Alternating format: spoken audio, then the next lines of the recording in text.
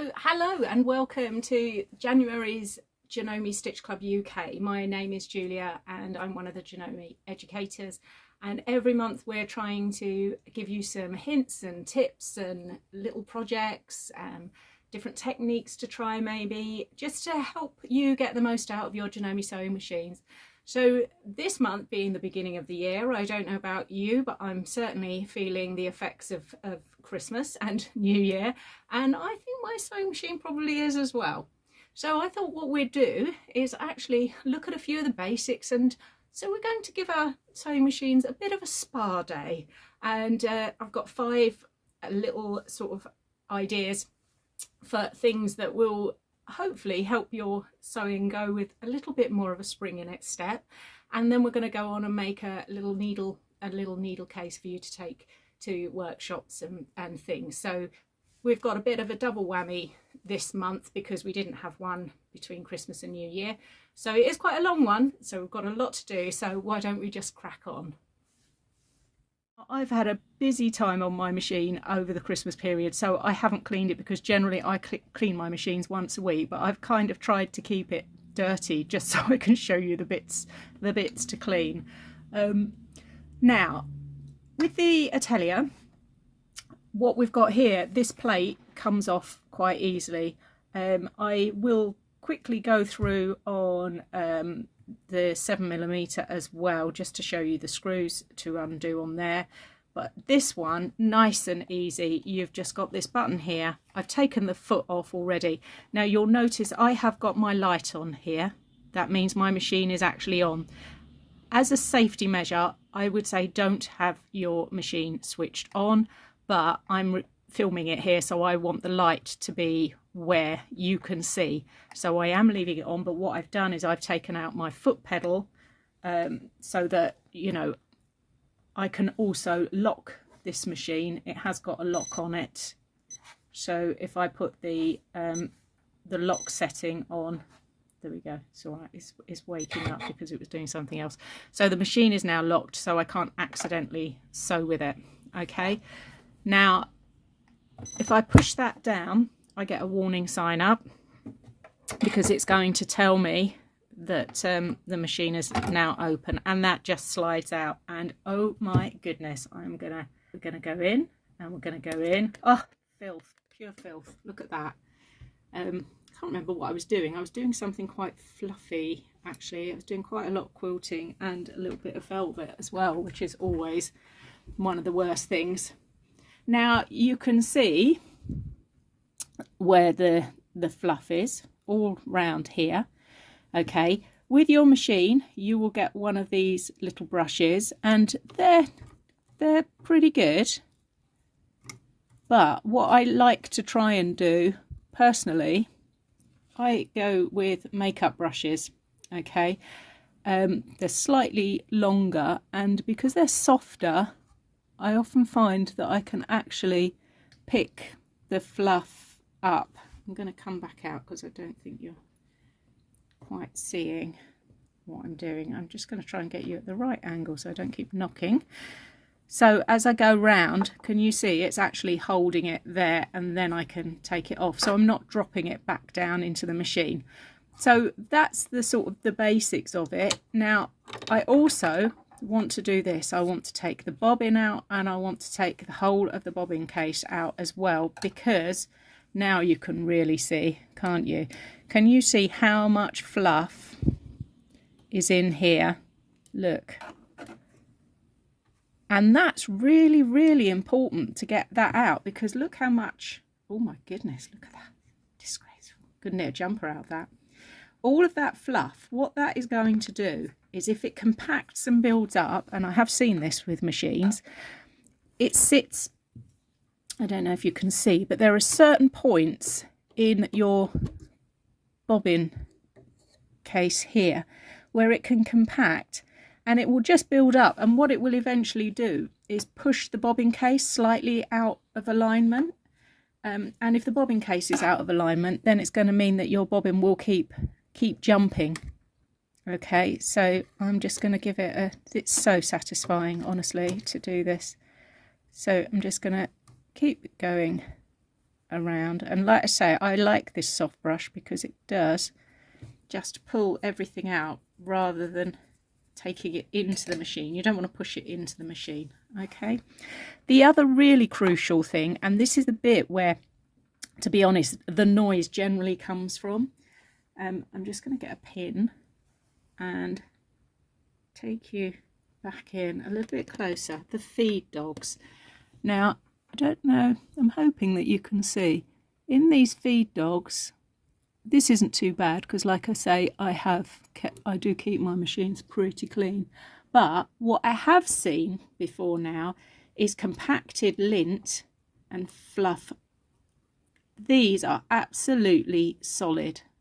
Okay, and if they're solid, that's where that cry for help comes, because it means that the machine is really struggling to move the feed dogs forwards and backwards. Okay, and you know, I've noticed it, I've done it, I've heard it on a machine, I've gone and I've taken out, you know, 3 or 4 fat little sausages from here, and it's like a new machine instantly afterwards. Okay, the other thing that we'll talk about this next, this bit here at the bottom of your bobbin is not fluff. Okay, I want you to remember that. This is the wick that keeps the bobbin shifting. Okay, do not take that out. I know some people who have thought, oh, that's a big old bit of fluff, and taken it out. It is quite long. You can, if by any chance you have done that, when you look and you think, ooh, there's nothing there. Can you see? It's like a squidgy piece of felt almost. You can get them. You can get them and replace them. I'll see if I can find the reference for it. If not, just ask at your local shop, and they should be able to get it for you, or whoever services machines as well. If you feel that you can't, that your machine does need a service, so even after having cleaned it, it still doesn't sound right, then it is definitely time to go and see a doctor. In which case, find out, you know, from your local, usually your local fabric shop is quite a good place to go. If for example, you haven't got a local shop where you bought your machine from, then go into your local patchwork shop or something like that, because they will normally have somebody that they would recommend to look at your machine. Okay, and like anything in life, like your car, if you look after it and if you keep it clean and if you service it, etc., your machine will stay with you for years and years and years. So it is well worth doing. Okay, so like I say, I'm just gonna, sorry about, I keep knocking this, but I'm going to move that out of the way a little bit so I can get in, because this is a long handled brush. Come back out, there we go, and just get rid of all of that fluff in there, the fluff that's in the feed dogs as well. Make sure this is nice and clean down here as well. And that's surprising because, like I say, I probably cleaned this about a month ago. So that's quite a large amount of fluff just in a month. So if you haven't cleaned your machine for 6 months, you'll be in for a bit of a shock when you go in there. Also, just give your actual bobbin case a little bit of a clean out as well, because there are nooks and crannies in here, again, that, you know, compacted on the top and the bottom, compacted lint can build up, and as I say, that's going to affect the way the bobbin actually sits and turns. It's also worth just doing that. Look, and can you see I've turned that round, and I can see here that I've missed that bit that was at the front. I've missed a fair amount there, so I can get that out as well. There we go. Turn it around a little bit more. There we go. And like I say, this just picks it all up on the end there. I think it's a eye shadow brush, isn't it? by the look of it. The other one that I like is this one. I use this on my overlocker actually, because that's a really big fluffy one.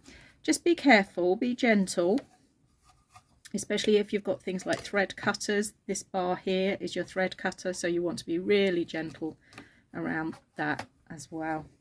Okay, so once you've got that nice and clean, then we can pop the bobbin back, and you've normally got, there's a little red arrow there and there's a little red arrow there, so I can sit that in. Okay, I can see, look, got a little bit of fluff gone back in there. Okay, and to just double check that my bobbin is seated properly, I'm just going around, look, like that, just to make sure in both directions, because I just want to make sure that that is sitting in exactly the right place. Okay, because you'll soon know if it's not, that will jump right up. So I'm going to leave that open for a minute because I want to do oiling in a minute, so I want to show you that. But the other place to clean, sometimes you will get, this one opens up. Not all machines open up that easily. Some do, some you have to actually take a screw out and then slide it off. But sometimes in the actual discs or in here, it's worth having a little look as well. What I often find is that sometimes I'll have like a little dust ball above the needle threader here sometimes, and it depends very much on what you're sewing with. Like I say, some fabrics and some threads are much lintier than others, but as I say, I would normally clean at the end of every project at least once a week, I would say, just to keep things moving nicely. So have a look in here, make sure that you can't see any little bits of thread. Through the tension discs as well, you can just get another bit of cotton and just slide it in and out, just to make sure there's nothing caught there. You would normally know about that, to be honest. And the other thing, on the top of your machine here, now with the Ateliers and the 9450, the M7s, ones like that where the bobbin is actually threaded underneath here instead of that little thing on top. This one here, it's number 2, and this just pops off. Okay, and you can see here, and I am delighted, sounds weird, but I am. Can you see, look, there's a little tiny bit of fluff there, and that sometimes can be what's affecting, if you're getting broken threads on a regular basis or shredding of threads or something like that, then sometimes it's something in here that this has got a bit grubby as well. Okay, so again, being very, very gentle around there, just to make sure that all of that is out of the way. It's astounding how dusty, well, it's not really astounding because we're dealing with fibres, aren't we, how dusty your sewing room and therefore your sewing machine will be. And to put this back on, there's these 2 little bits here and there's the 2 holes there, so you have to get the second, the one behind, in and push it forward. Okay, and then it just snaps back into place. Okay, so that's that one done. So that's the sort of the biggest job. Next on our spa treatments, and let's go to hydration.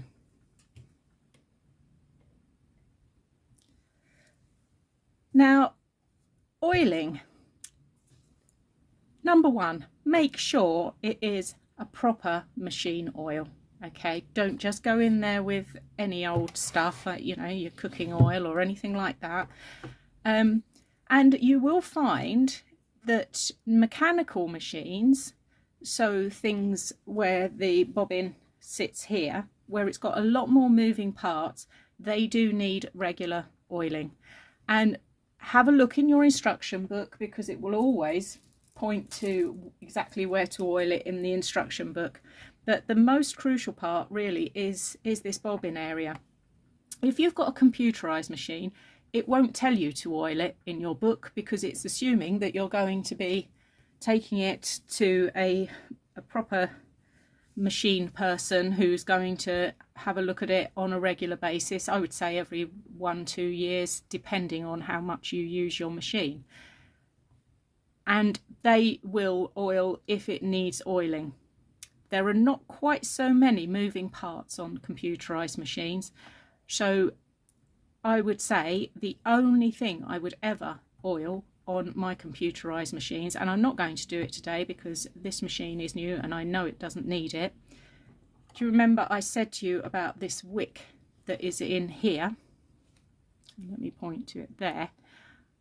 If I feel like my machine is sounding a little bit groany, I would put 1 dot of machine oil on that wick. That is all.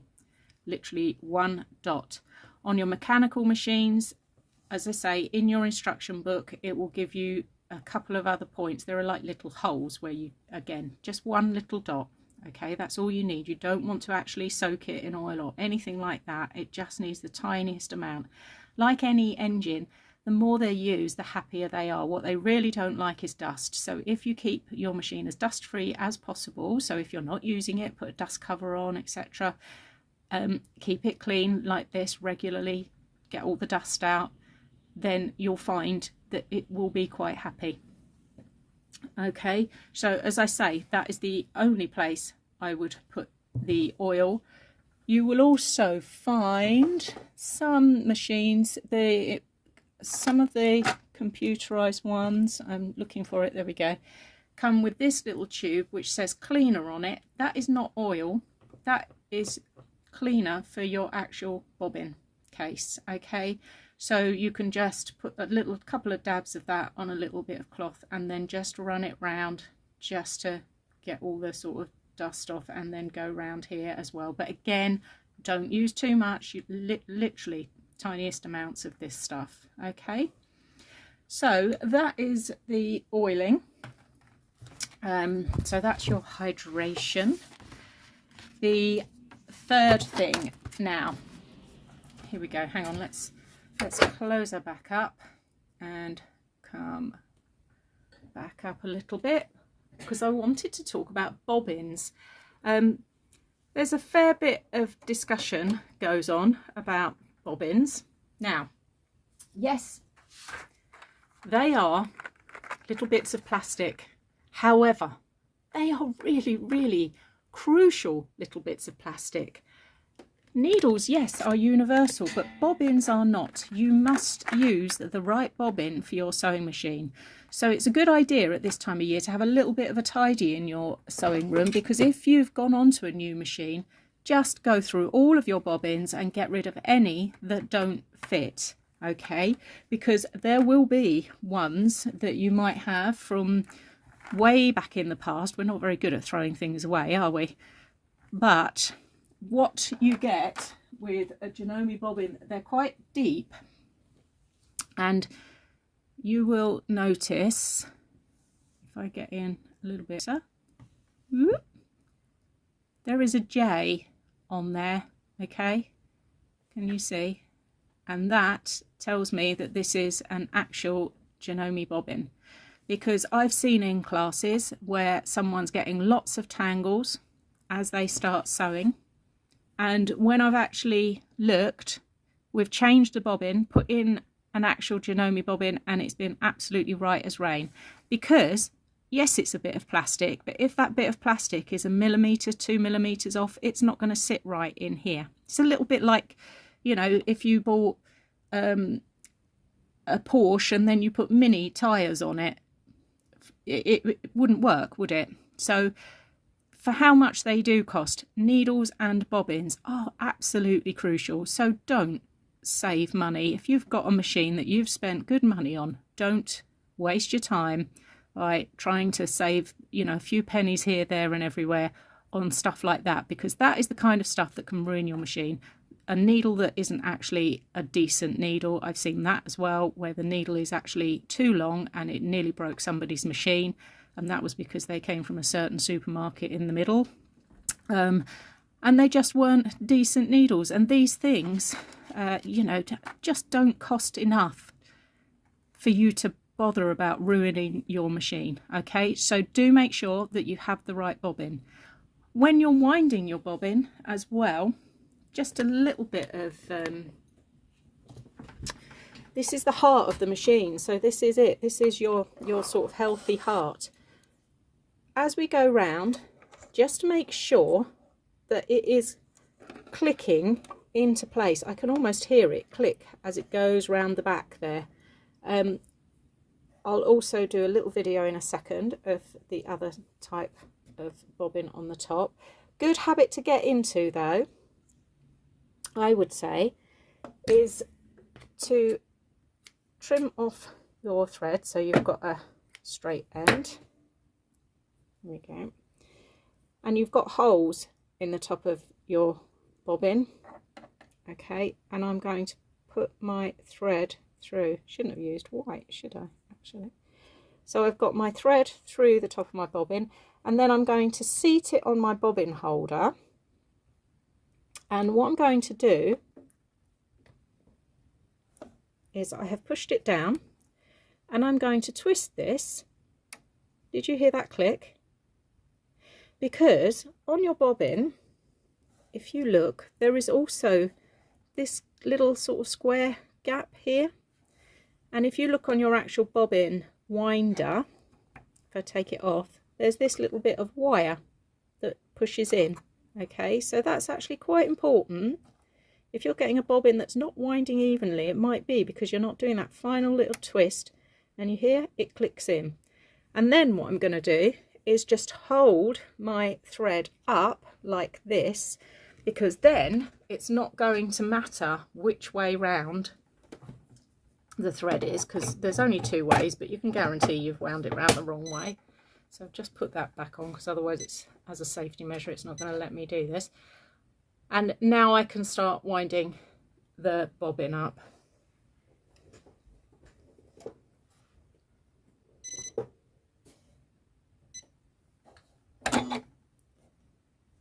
Okay, so I push it in as well to lock it in place so that it clicks, and then it's telling me that the bobbin is winding. Sorry, this is looking awkward because I've got the camera in between and I'm trying to get to the machine. And can you see it's going up and down? I'm still holding that thread, but once I've gone round a good few times, sorry, these are the biggest scissors in the world, I'm going to snip that right up close, and then I can just carry on winding, because that is, there we go, I keep that foot up there. That is what you're looking for, is this evenness of a wind. And if you're getting a squidgy bobbin, it's not winding, that means that something is going on in the tension here. You're not getting it into the tension properly. Okay, so you need to look at that. And then what it will do is it will just stop when it's done and you're good to go. But winding that bobbin properly, see, it's just stopped. So that is straight, and also look, not overfilled, but also it's not spongy. If it's spongy, it's definitely something is going awry. And as I say, what you want to do is just double check that you're doing all of this right, and that you're getting that almost like a twang as you go through there, to make sure that it's going through that actual because this is what's giving the bobbin thread tension.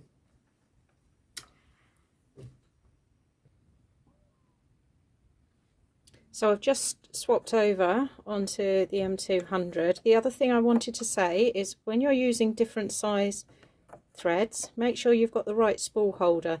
These ones here that are slightly longer, you can get the spool holder specials. There's 2 in a pack, and can you see it just sits down in the center of it?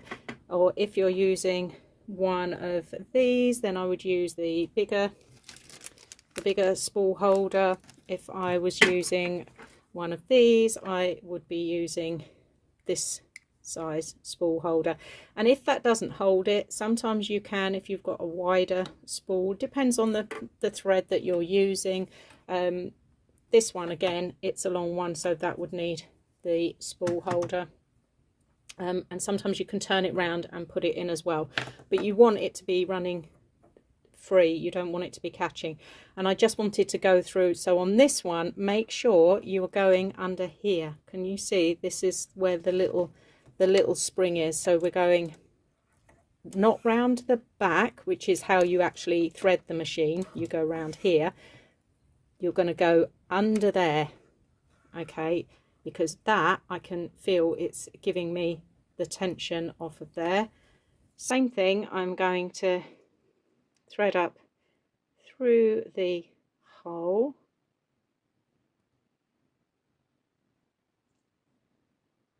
Just bear with me, because there we go. Okay, and same thing on here. I'm going to pop it on and then just twist it and push it in, and then twist it around, and there, I heard it click. Okay, and then I know it's good to go. And again, I'm going to hold that thread up out of the way until I've got a decent amount on there, and then I can trim it down. I don't want a long thread there, because otherwise what might happen is it might catch when you actually put it in there. So the next bit is exercise. I can't believe I'm lecturing anyone on exercise, but what I mean by that is, and I'm not going to spend long on this, because basically this is what we're doing in Stitch Club every month. When you're doing a project, practice with your stitches. Make sure that you're using the appropriate stitch. You wouldn't just go out and run a 5k without doing any kind of preparation, would you? And the same goes for sewing. So if you're tackling a new project, maybe a new fabric or a different technique or something like that, take a little bit of time just to think about what you're doing, so that you can actually practice. Make sure you've got the right stitch, you've got the right stitch length, you've got the right needle, you've got the right tension, all of that kind of thing. Foot pressure, the right foot. And as I say, I'm not going to go in any more in depth on that, to be honest, because that's what we've done. I did the in April, I went through all stretch fabrics and the stretch stitches, and I've done the same with sort of zigzags and straight stitches and things like that, and we will be doing more of that. So that's exercise. Kept that one very brief. And the final thing, number 5, we're gonna keep sharp. Okay, now what I mean by that is needles, and needles really are crucial to every project. Very often people will say, no, the machine won't sew it. It's not the machine, it's the fact that you've put the wrong needle in. Here's my box of needles. Okay, this is the one that I keep in my room. As you can see, there's quite a lot. This isn't all of them, because I've got another box of my like specials, which are very unusual needles. So these are my kind of basics, and I have got my Janome blue tips, I've got my red tips, I've got my purples, I've got standard in 70, 80, 100. I've got stretch needles in 75 and 90s. I've got super stretch, which I put on my overlocker, or sometimes I will use if I've got, you know, like a swimming costume, for example, lycra kind of stretch. I've got ballpoint needles. I've got quilting needles, hem stitch metallic, embroidery, anti-glue needle, you name it, I've got it. And that's before we get to the twin needles. Again, they're one of those things, they're not expensive, but they make a huge difference. If you're getting skip stitches, particularly, 9 times out of 10, that will be your needle. It's either going to be your stitch length or your needle. You've not got the right needle for the job. So basically, whenever I'm at a show or somewhere, or in a shop that's got a really good haberdashery, I will just buy needles. They're, you know, a few pounds a pack. It's worth it. Get yourself a good range of needles, so that when you start on something, if what you're using isn't working, you've got an option to try something else. Okay, So this little box, I can't remember where I got it, but like I say, this is all sorted. I've got little bits of cardboard telling me what each one is. But what I thought might be nice is a little project for the new year. And I'm sorry, this is quite a long session because we didn't do one in December. But I wanted to give you a little project as well. So I've done this little needle case, and it's kind of more than a needle case in a way, but in here I can put just enough needles, and I've got my pins and my clips, and I've also done a little thing for the scissors actually, which I didn't do in the video, but I thought of it afterwards. And felt in there for, you know, random needles. But like I say, packets there, and I've also got a few where are they? Oh, I've got a whole sheet there to put some hand sewing needles for finishing and things like that, which will go in there. Okay, and I thought that was just quite a neat little project, so we can go on and do that. Another scrappy one, and just a few little stitches, so I've got a few little things to go through with that, and we'll just rock on and do that.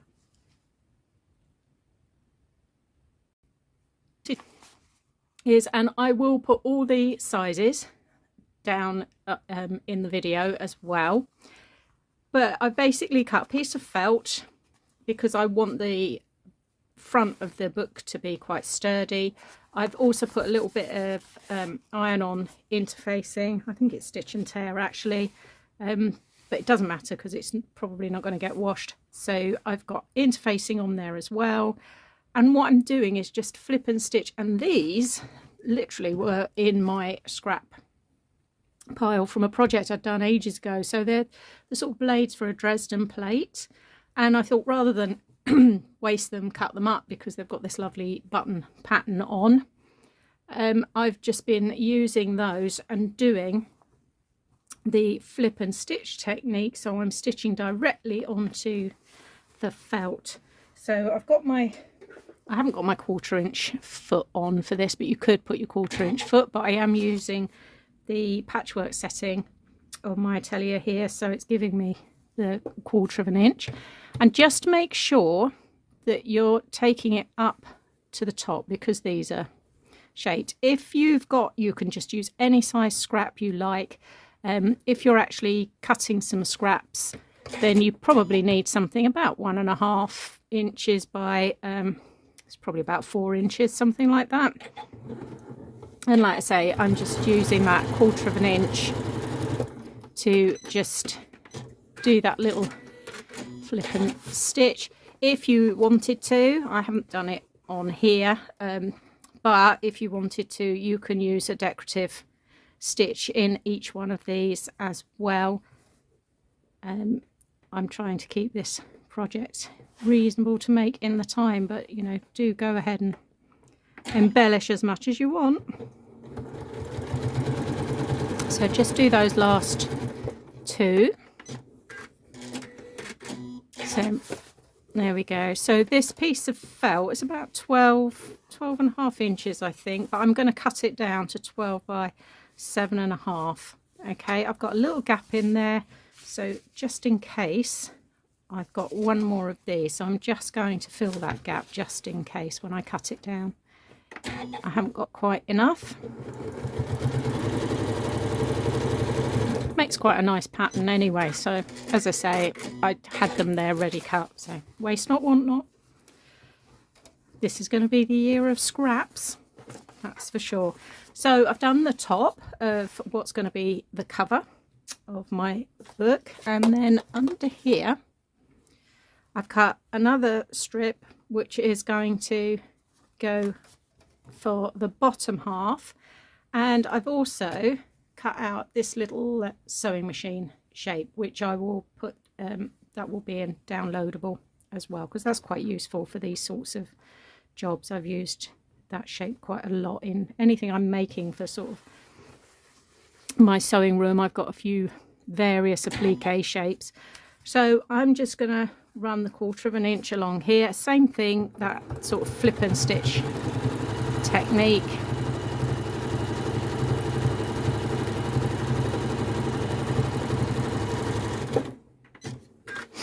if you've got any, say you've got some English paper piecing bits and pieces, you know how it is. Sometimes you just end up with bits left over from projects, don't you? But you could equally applique some hexagons or something like that on there. So this little sewing machine shape here, I'm going to do a little bit of stitching around there, and I'm going to do the tiny little straight stitch. You could free motion it if you wanted to, but I'm just going to do tiny little straight stitch.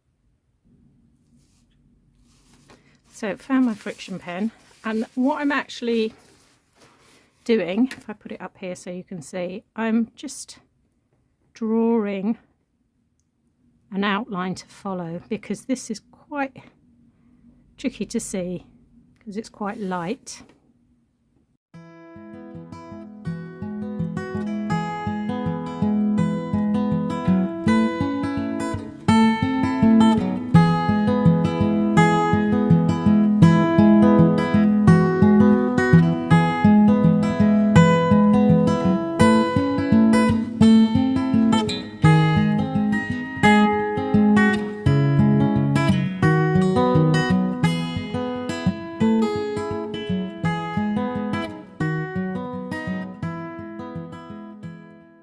Change the thread out again. I won't do that while you're watching. I'm going to pause it, change the thread out again. I'm going to put red thread so I can just do a little bit there and then just take it down as if the machine's threaded. So I've got the red thread in, and I've actually gone on to one of the satin stitches there. And what I'm now going to do is, in the interests of reality, going back onto my straight stitch, I've literally pulled that thread across. Now I'm going to drop my needle, and I'm just going to do lock off stitch there to anchor it. And then I'm going to do the same, lift my needle and drag it so that it's going down. This is really not the way you thread your machine, but you know, like I say, it's very small, so I'm just going with it here. And again, I'm just going to do the lock off to anchor that thread, so that then lift it up again, and then look, I can just pull it away, so that what I have got, I cut the underneath, what I've got on there, look, is actually the thread. I should have gone up and down actually, shouldn't I? Oh well, maybe I will on the next one. Okay, so I've got my little sewing machine done. Now to stitch this on, what I am going to use is the G foot, which is the blind hem foot, because that's one of those ones with a lip. And what I want, because this is quite a narrow ribbon, what I want to do is get as close as I can to the top here. So what I can do is butt it up. If I drop it down, I can butt it up against the ribbon here as I go down, and then I'm going to move my needle position. So I'm going over to the width setting on my machine, and I'm taking it, at the moment it was 4.5, which sets it in the middle, and I'm taking it all the way over, not right the way, this is on 1. Okay, so I haven't taken it quite all the way. In fact, I'm going to come back very slightly, and I'm just dropping it down to see exactly where it's gonna sit. Okay, just to get it. So if I now drop the needle down, yeah, we're literally about 2 millimeters off the top. Yeah, 2 millimeters off the top there. Okay, so I'm going to take my stitch length up because I was still on the tiny stitch, so I don't want that. And then I can just run it along. And like I say, for this sort of top stitching and things like that, This G-foot is one of my faves. There are several feet for these kinds of jobs, and they're all the ones with these little lips on. And the blind hem foot is probably one that most machines come with. So, as I say, really, really useful foot. So we're off the end there. But you can see how straight that is, and it is literally just millimetres in. So I'm just going to flip it round and come back the other way, because I know that I'm in the right place. What I've done here, let's put a foot back on, that would help. No. What I've done here is I've actually used, always the clear foot. Every single time. There we go. Can't see it, can I? Because it's clear. Speaking of clear, I've had some vinyl left, so I've just made these little, what are going to be pockets, to put a couple of the needle cases in.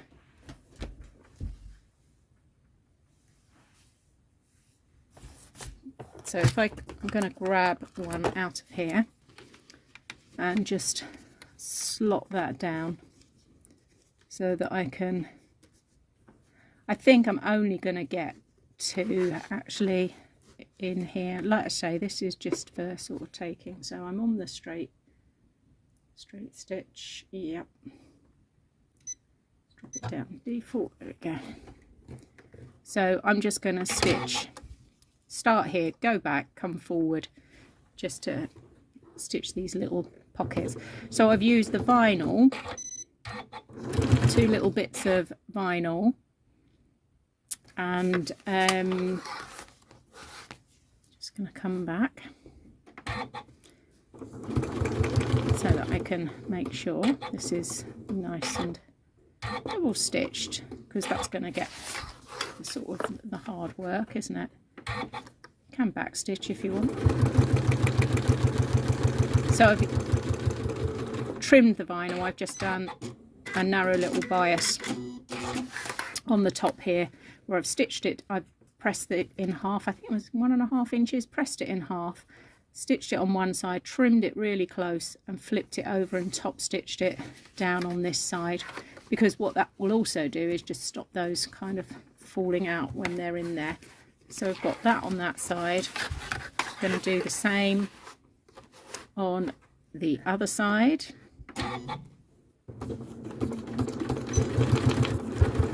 So I can go back, because I want to make sure that's nice and strong there.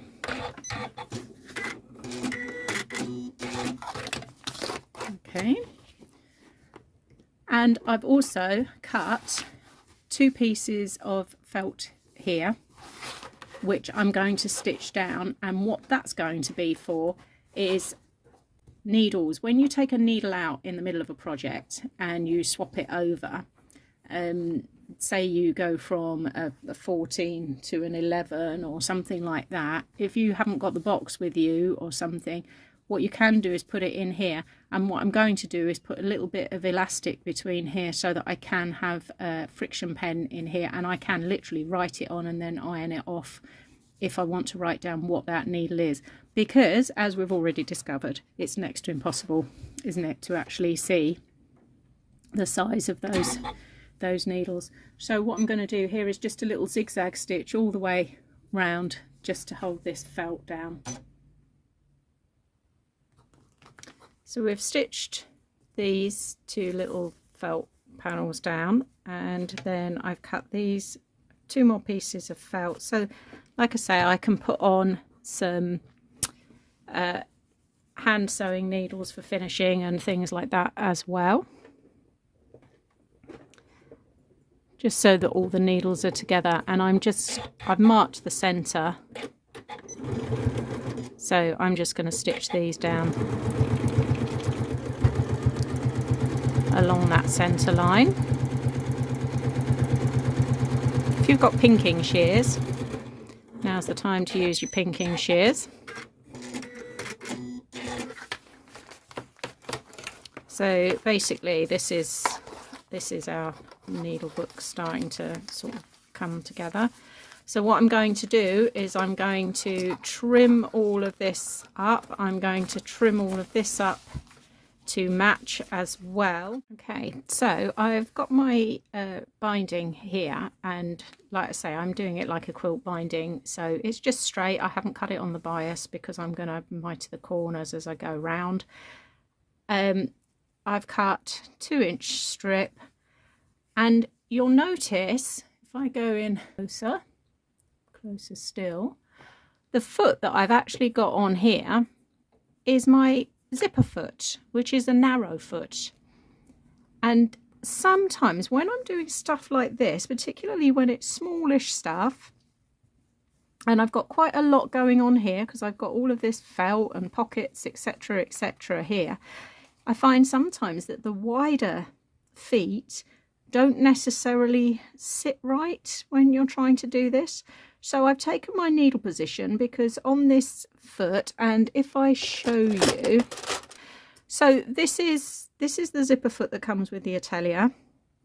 If you have the other type of zipper foot that looks like a T, the one that I would recommend, this is one of my favourite feet, is the adjustable zipper foot, because again, can you see how narrow that foot is in comparison? Let's just get an ordinary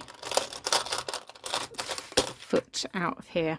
I mean, that's the 1/4 inch, which is one of the narrower feet, but look, it's even narrower than that. Needle position, you can either go in the center or you can go to the side. With this one, you can actually shift it exactly where you want, so you can get your needle exactly where you want.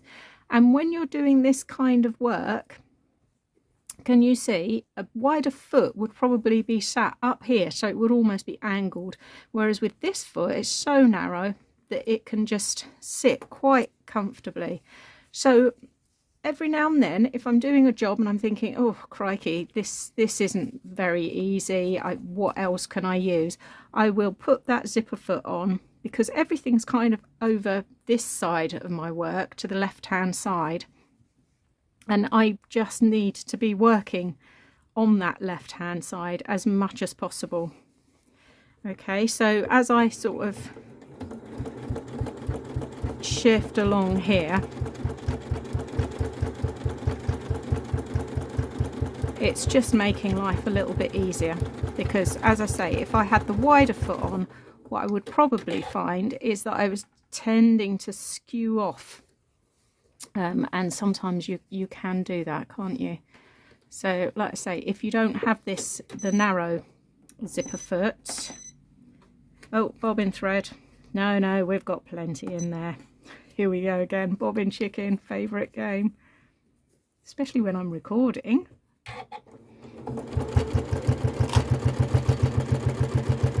So like I say, I'm going to do this as I would if I was doing a quilt. So I'm going to come down into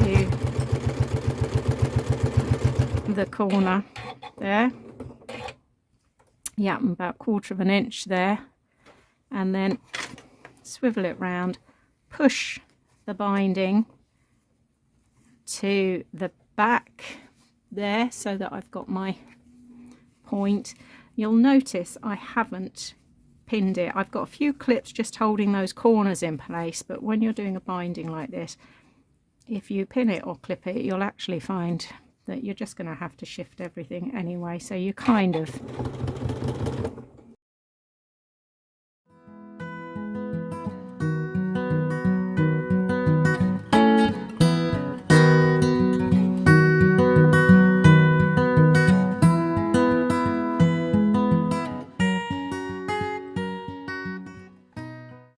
and then I can top stitch onto the actual top of my project.